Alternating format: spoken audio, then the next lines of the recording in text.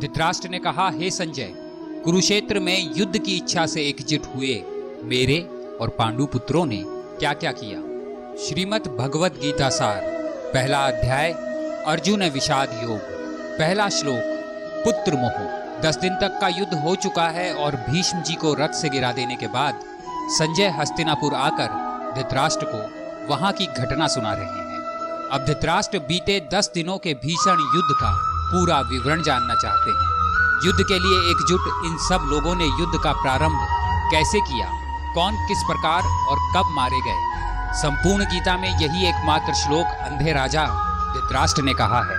बाकी सभी श्लोक संजय के कहे हुए हैं, जो धृतराष्ट्र को युद्ध की घटनाओं के बारे में बता रहे हैं। राजा कुरु ने यहाँ बड़ी तपस्या की थी, जिसके कारण इसे धर्म क्षेत्र भी कहा जाता है।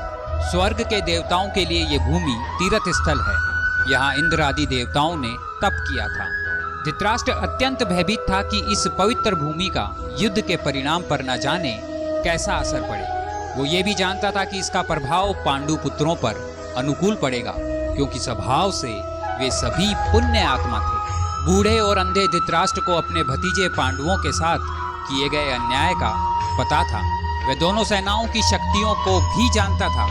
दूसरी तरफ उसे अपने पुत्र की विशाल सेना की शक्ति पर विश्वास भी था।